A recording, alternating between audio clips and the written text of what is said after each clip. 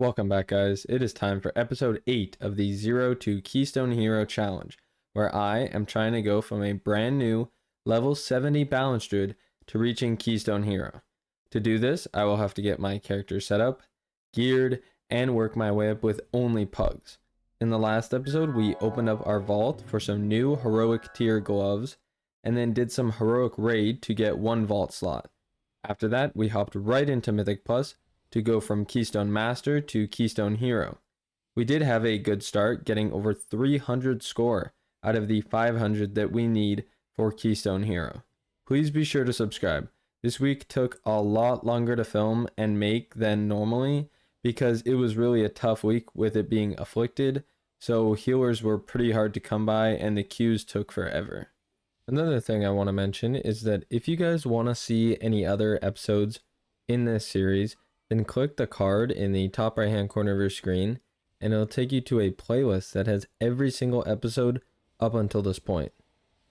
Our goals for today's video are to open up our vault, kill 3 heroic raid bosses, complete 8 Mythic Plus dungeons, and basically just try to get as much score as we can so that we can get as close to Keystone Hero as possible.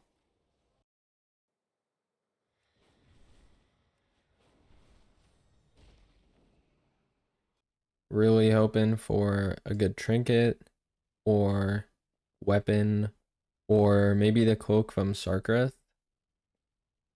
Something like that.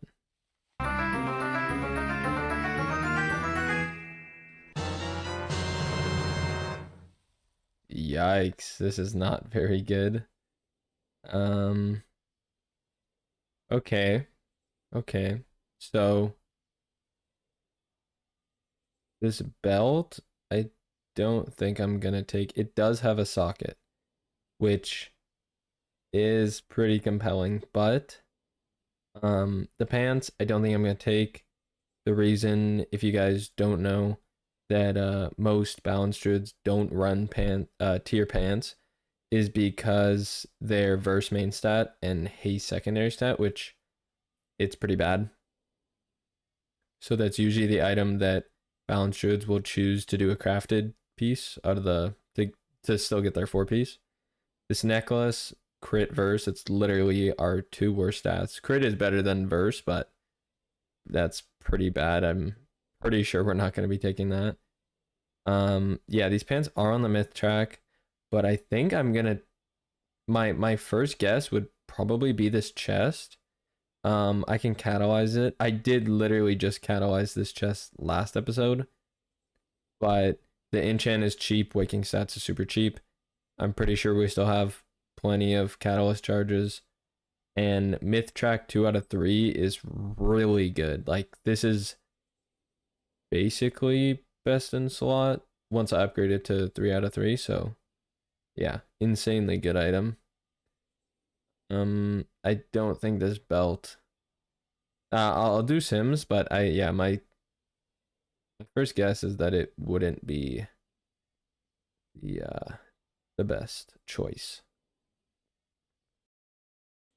Okay, yeah. So after doing the Sims, the best choice is definitely the chest piece. It's a pretty big upgrade. The second best is the belt, and then the pants, and then the necklace. And the nice thing, like, this does have a socket, which without the socket, it probably would be tied with the necklace for pretty bad. But I can always get the socket through the aspect tokens later on, so I think we'll be fine.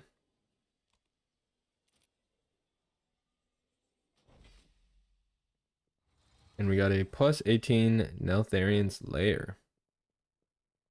Alright, perfect.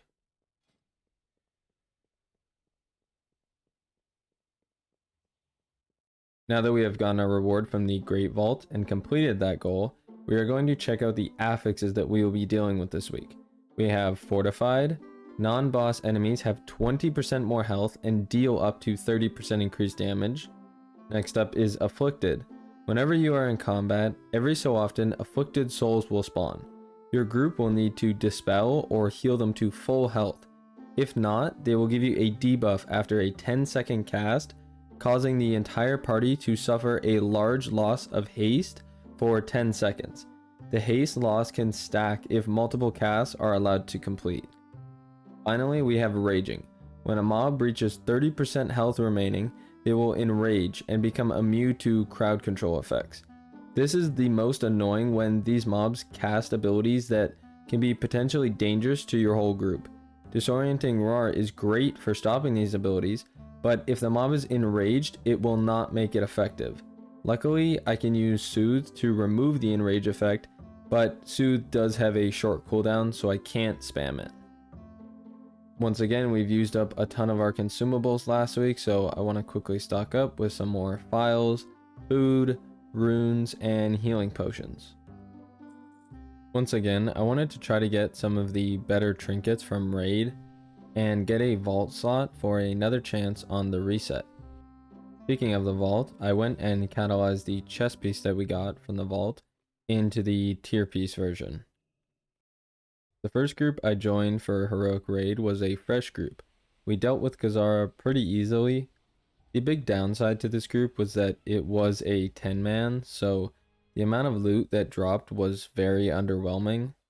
But at the same time, it also means that there's a lot less competition when any loot that you do want actually drops. Bracers dropped, but they weren't an upgrade, and I got them because there was just no opposition. Then we moved on to Assault of Zakali. The first pull was a wipe. It seemed like our groups weren't split up properly and the healers couldn't keep up. We had to wait a bit, of course, since tons of people left after we wiped. And once we tried again, our raid leader died and then left the group mid-pull just for us to actually end up killing the boss. Another player who was helping the raid leader said that they had to go for an emergency, so I'll let you guys decide if that was the truth or not. The group mostly fell apart once the raid leader left, so I joined another group that was on Echo of Neltharion. Last week we weren't able to kill Neltharion, so I was really hoping to for a chance at the class trinket, which is pretty good for Boomkin, and it would also allow us to possibly get it from our vault. We actually killed it first try, which surprised me a lot. We tried a couple pulls on Sarkarath, but we weren't able to get it done, so I decided to leave it at that. We got 3 boss kills, and time to get back to that Raider.io score grind. One of the main reasons why I wanted to do Heroic Raid was to hopefully get a Shadow Flame Essence that I could then sell on the auction house for a extra few thousand gold with little to no effort. This was because after some comments earlier on in the series, you guys let me know that the Toxic Thorn foot wraps are better than the slimy expulsion boots that I had crafted before I knew better. To fix this, I wanted to craft 447 Toxic Thorn foot wraps with the 4 aspect crests that I had saved from last video. After selling the Shadow Flame Essence, I bought all the mats for the boots, but then I realized that I would need even more gold to be able to afford the Dracothist for the enchanted crests. So I'm gonna have to hold off on this for now, sadly, but I do want to get these crafted as soon as I have enough gold for it. Okay, finally time for our first key this week, a plus 17 Uldaman. I mainly tried to apply for 17 to 19s this week because I need those levels to even have a chance at getting Keystone Hero next week. It is going to be very hard, but if I'm really lucky, I can get it done next week. To try to make it more likely that I get into groups and increase the chance that those keys go smoothly, I changed my talents to the Neltharis talent build that allows you to take Remove Corruption, which you can also use to dispel the afflicted mobs. So usually one of the DPS players will get rid of one of them, and the healer will get rid of the other one. Anyways, this key is going to be short because, well, it didn't last very long. We started the key, our healer stood in a swirly and died, so already our DPS was pretty low on health. I died. I ran back since this was still the first pull, and then our tank dies through Purgatory as a Blood Death Knight. Not a very good sign. This causes pretty much the rest of us to die, and then our tank comes back, dies again, and I think the healer said the reason for this second death was because the tank ran out of the line of sight of the healer. Anyways, the mage left, and then the tank left, and at that point, it was just over, just like that. The next dungeon was another rough one. I promise it gets more positive later on. I'm gonna be very blunt about this dungeon, and I'm not calling any of these players bad or dumb, but there was a huge lack of just like very simple mechanics. I understand, like last week, for me, I just had an off week, and I felt like I was making stupid mistakes that I normally wouldn't. But the Death Knight in this dungeon had as many deaths as the rest of the group combined for most of the run, ending with at least 11 out of the 28 deaths we had total. I watched numerous times as they were just unwilling to move out of swirlies or frontals, and I even went back and looked at the death log, and I would say at least 90% of the deaths were preventable just by standing in something or not using a defensive. They did really good damage, especially early on with huge burst, but it simply just wasn't worth it, and it totally killed a key. So please don't be that guy that only ever cares about their own personal damage and not how many deaths they have in the process of that. We did still finish the key, but it was depleted. We got 5 score and a belt that we already had, so yay, I guess. Anyways, onto a slightly more positive note. We have a easier dungeon, in my opinion, than the last two, Vortex Pinnacle. This dungeon is usually harder on tyrannical weeks, so on fortified, it shouldn't be too bad. Early on, we were doing quite well, and I've noticed that for some reason, every time I get a Shadow Priest in my group, their damage isn't really what I expect. Before the nerfs, they were one of the best damage classes and had Power Infusion and Mass Dispel, which is really useful in a lot of dungeons. And they've been the most popular caster in Mythic Plus for quite a while now, so maybe that's why when I get one in my group, they're players that might not know or be able to fully maximize their damage potential. It's weird because I would expect them to have at least similar damage to mine, considering a lot of the times their gear is pretty similar to mine, but regardless, this run was actually not too bad. A few deaths on the Drake boss when our Shadow Priest couldn't get out of the tornadoes, so they got sent right into the air time and time again, and it sent them into the frontal cone ability, which I didn't notice at the time, but watching this back was actually pretty hilarious, I'm not gonna lie. Our healer died after taking the tornado a little too early to dodge the little ring effect, but we had battle reses, so we were fine.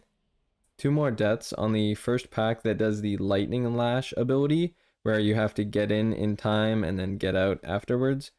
But we were really close to a 2 chest, which would have honestly been really nice to kind of get us on the track to getting Keystone Hero, but we did still do it in time for a 1 chest with almost 6 minutes to spare. 19 score is really good, so hopefully we can keep that up. Would you believe me if I said that the Ultimon we did earlier wasn't the first dungeon that we had somebody leave during? This one wasn't even at the start either.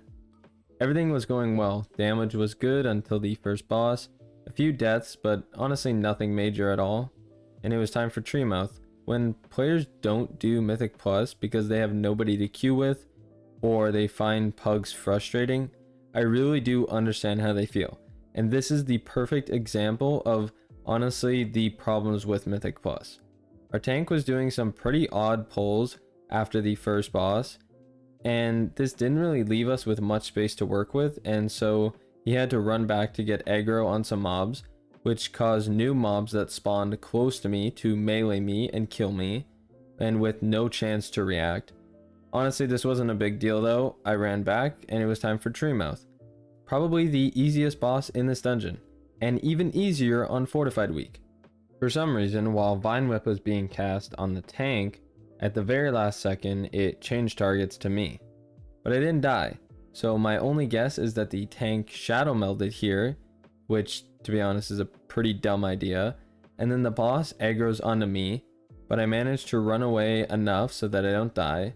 So at this point nobody's died, so like what's the problem? Not long after that, I'm standing to the side of the tank, who pulls the vine whip into me and kills me when he could have just stood still and looked behind him and nobody would have died. At this point, I was pretty fed up because it's twice in one fight, and I was already annoyed with this tank. But then, since I was dead, we didn't have enough DPS to save the tank from the consume mechanic in time, and we had no battle reses, so we fully wiped when the tank dies, and the tank had the audacity to leave and quit and say that it was over. When, to be completely honest, that wipe was his entire fault.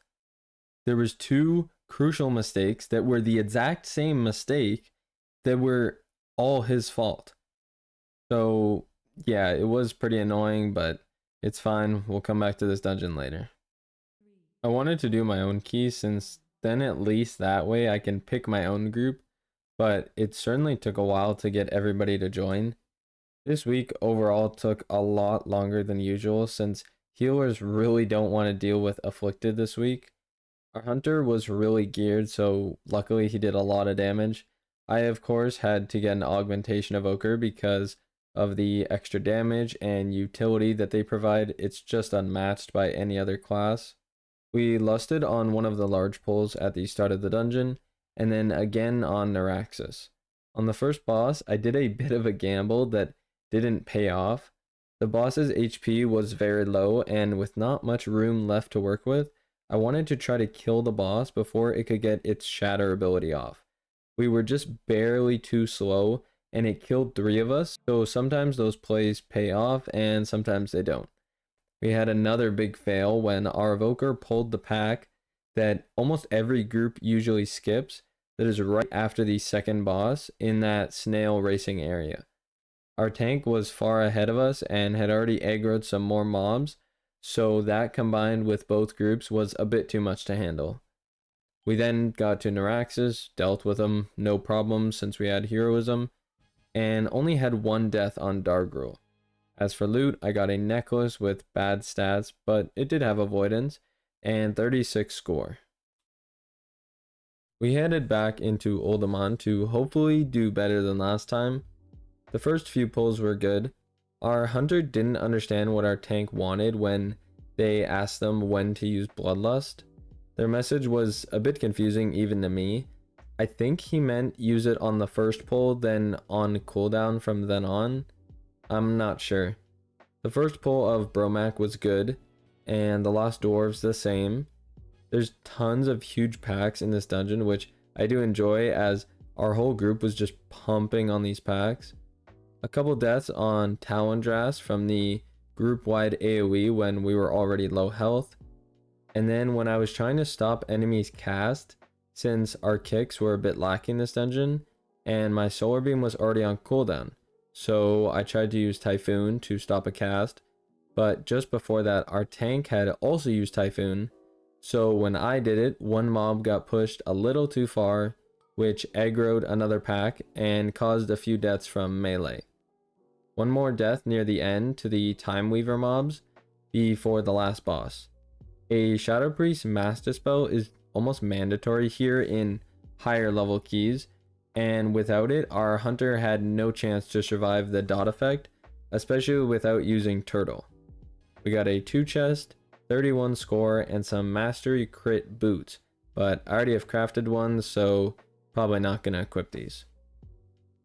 While I was waiting for my next dungeon, I got an add-on called the Mythic Dungeon Calculator. You can use it to basically predict what keys you will need to get a certain score.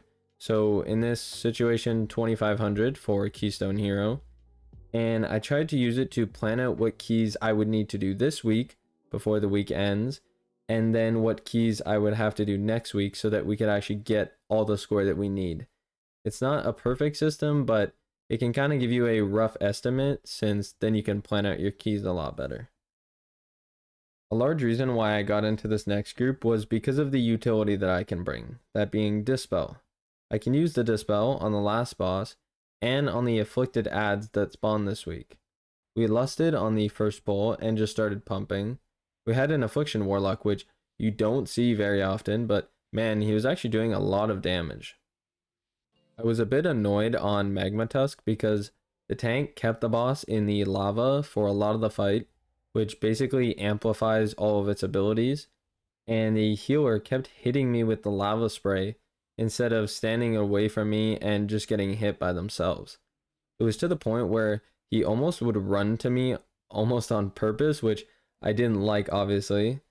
We then used one chain on the first big pole on the right side of the dungeon, and then I tried to use the second chain on the second big pole that I did in a group last week, but right as it was about to activate, I got hit by a frontal. We then pulled the second boss, which was a really close call.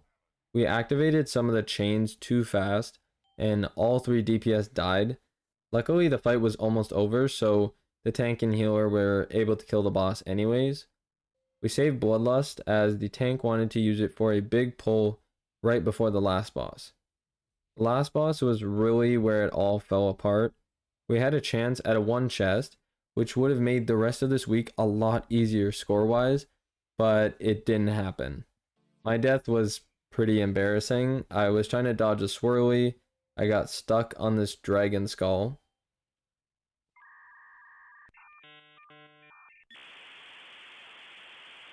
Yeah, no joke. That is literally what killed me. We wiped at 2% and then wiped again and then finally got it done. A gain of 20 score and a new hero track version of the cloak that we have on right now. So I equipped that. After this upgrade, I realized that I was actually at the cap for flight stones.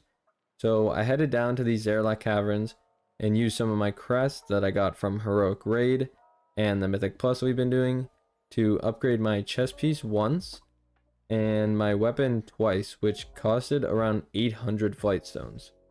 Alright, we're heading back into Brackenide Hollow at level 18. I do apologize as when I was filming this, it was pretty late at night, so the only group I could get into had a leader who was from Ragnaros, which if you guys have ever been a group with someone from Ragnaros, you would know that your ping can tend to be very high, so I do apologize about that. Honestly, the first pull was pretty bad, lots of deaths, and I thought for sure that somebody was gonna leave, but surprisingly nobody did. We killed the first boss, and for many healers that are doing this dungeon, please focus heal one player when they get the dot on them during this fight. The dot is only removed when you heal the player above 90% health, and it is pretty rare that any player can live the entire duration of the dot with only using their defensives. So I had to pretty much spend lots of the fight just keeping myself from dying by spamming regrowth. And this was even on a fortified week. If this was tyrannical week, I would have 100% died here. Right before Gutshot, a Screech went off when it was casted and I didn't have my kick off cooldown.